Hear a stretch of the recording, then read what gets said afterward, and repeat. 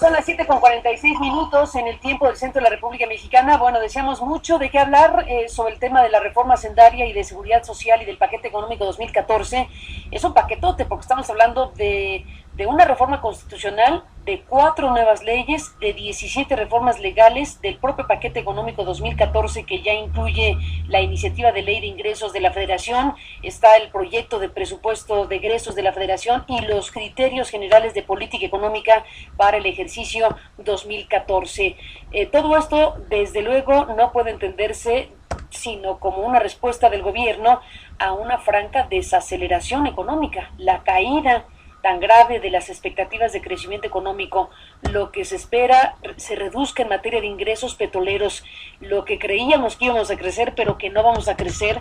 Bueno, pues esto desde luego obligaba al gobierno a tener una respuesta de esta naturaleza. Vamos viendo las opiniones que hay sobre si esto efectivamente va a generar el crecimiento necesario, el nivel recaudatorio suficiente para sustituir o para compensar lo que se espera suceda con Pemex, dado que se está planteando en este paquete un nuevo régimen fiscal para Pemex que implicaría liberar a Pemex de buena parte de las cargas impositivas que hoy tiene como la principal empresa contribuyente de este país.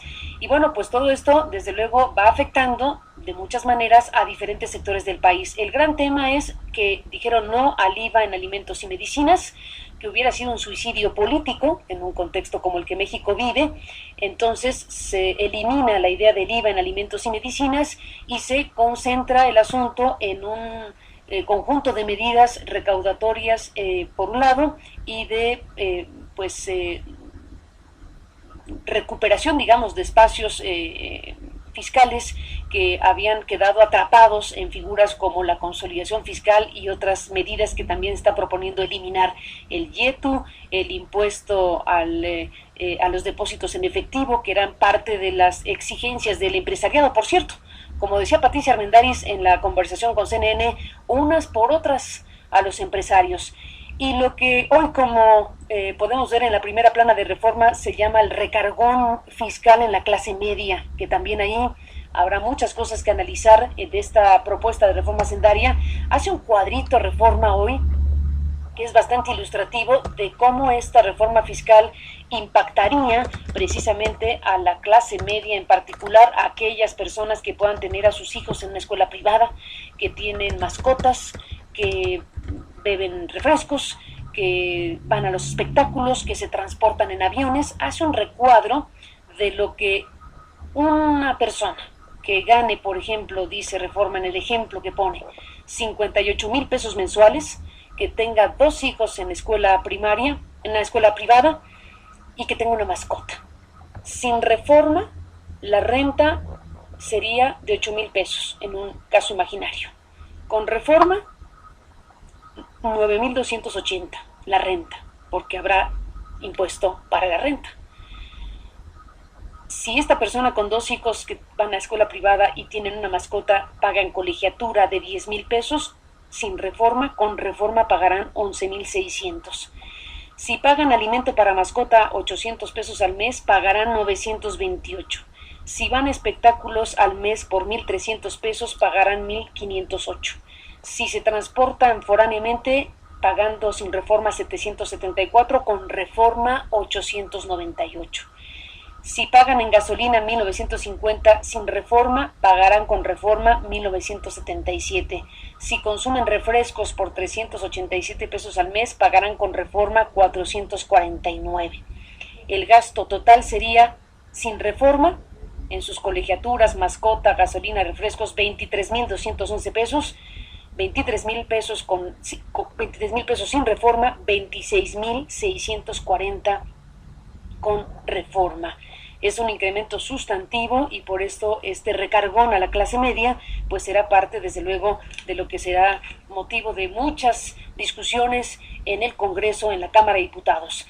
En el ámbito empresarial están también con lo suyo, opinando al respecto de la reforma. Hay incluso quien lanza la idea de que es una reforma perversa, como el Consejo Coordinador Empresarial Gerardo Gutiérrez Candiani pues plantea de esta manera las cosas. Y ahí sí quiero ser muy claro. El sector empresarial va a seguir aportando y vamos a hacer un esfuerzo para apoyar a nuestro país. Lo que siempre hemos dicho es que tiene que ser más equitativa la justicia en México. Y no se le puede seguir cargando la mano a los mismos, a los que cumplen. O sea, aquí estamos generando incentivos perversos, ¿no? Las gentes que están en la calle, que no quieren y que pueden, no se les pide que contribuyan y no se les incluye, y a los que ya siempre han estado contribuyendo se les está pidiendo que se haga un esfuerzo adicional.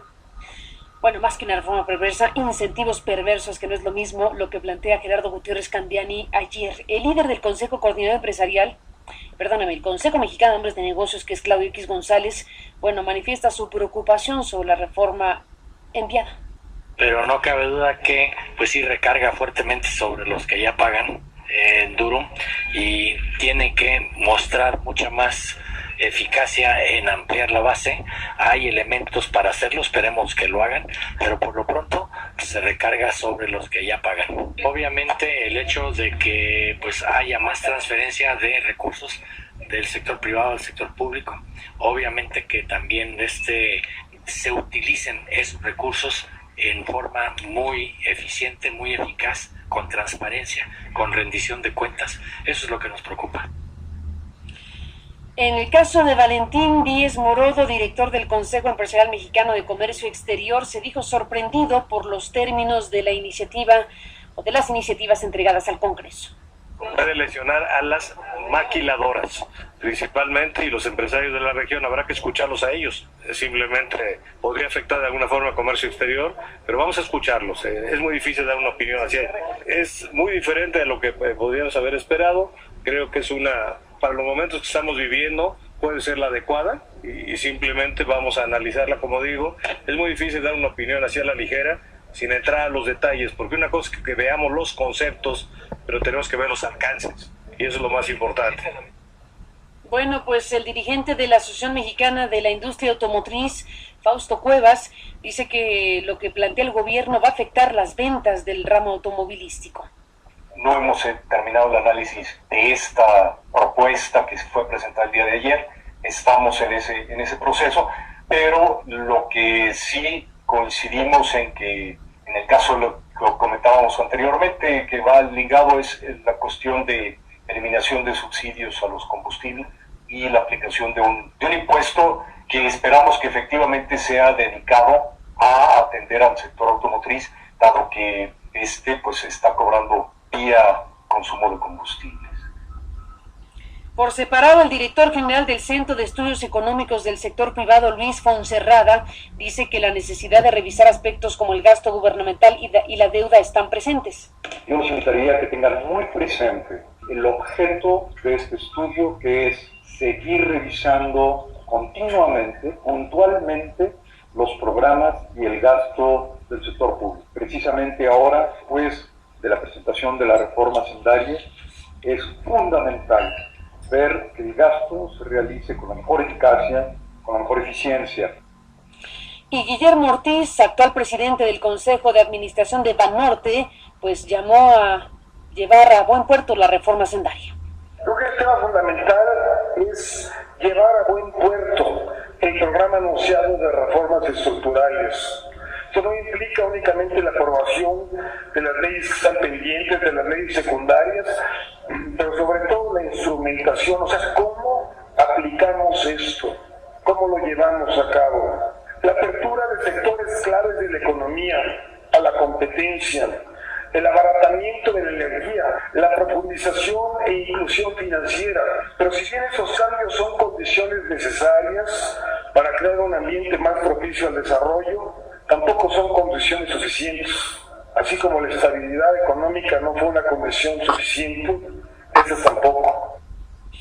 Bueno, pues son voces diversas que se emiten desde el ámbito empresarial en las últimas horas. En lo que corresponde al ámbito social, el informe que presenta el Ejecutivo en el resumen que hace precisamente para difundir los elementos base de esta reforma hacendaria, se puede, destacar desde luego como primerísimo asunto que no habrá IVA en alimentos y medicinas y que se mantienen las exenciones a servicios médicos y transporte urbano, por un lado. Por otro lado, se presenta esta reforma a la seguridad social que pretende transformar el enfoque asistencial, leo lo que dice Hacienda, por el reconocimiento de derechos universales para los ciudadanos, incluye una pensión universal para que todos los mexicanos cuenten con recursos al llegar a la vejez. Este es un tema que habremos de abordar más ampliamente para conocer los alcances y cómo sería esto de una pensión universal para que todos los mexicanos cuenten con recursos al llegar a la vejez. Dice todos los mexicanos. Un seguro de desempleo, dado que es uno de los eventos que más afecta el patrimonio de las familias, y un nuevo programa de excelencia académica que dará más recursos para abatir el rezago educativo, dice el resumen de esta reforma hacendaria difundido por el gobierno de la República. Está planteando también que con la reforma pretenden promover la formalidad. Se establecería un régimen de incorporación para nuevos emprendedores y microempresas. Se disminuirían las cuotas de seguridad social para trabajadores de bajos ingresos y se garantizaría un ingreso para los trabajadores formales que pierdan su empleo. Aquí es muy importante subrayar que se garantizaría en un seguro de desempleo un ingreso para los trabajadores formales que pierdan su empleo.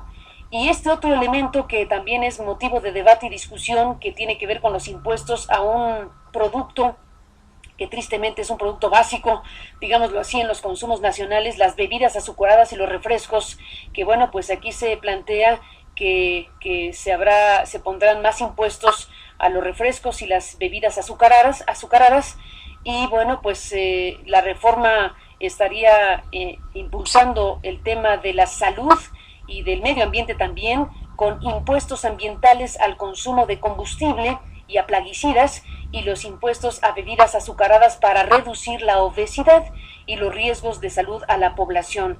Todo un debate acerca de si las medidas impositivas son el mecanismo para reducir un fenómeno gravísimo en México, que es el de la obesidad. Pero escucharemos también a expertos en la materia para hablar de este otro ángulo de los muchos que están abiertos con este conjunto de planteamientos hechos por el Ejecutivo.